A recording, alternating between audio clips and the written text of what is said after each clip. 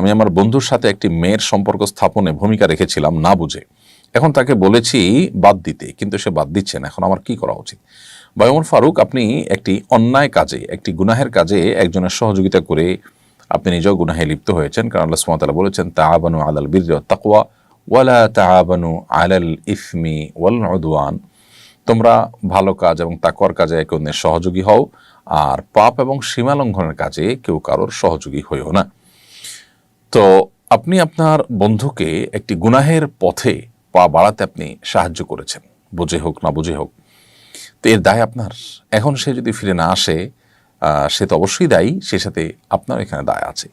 আপনি তাকে ফেরাবার জন্য সর্বাত্মক প্রচেষ্টা, নানামুখী দাওয়াতি কার্যক্রম তার উপর পরিচালনা করা, বিভিন্ন লোকদেরকে অনুরোধ করে তাকে দাওয়াতি কাজ করা, তার জন্য দাওয়াতি প্ল্যান, আপনাকে প্ল্যান ABC ঠিক করা, পাশাপাশি আপনি যে না বুঝে করে ফেলেছেন সেজন্য আল্লাহর কাছে অনুতপ্ত হয়ে মাপ চাওয়া দরকার। আপনি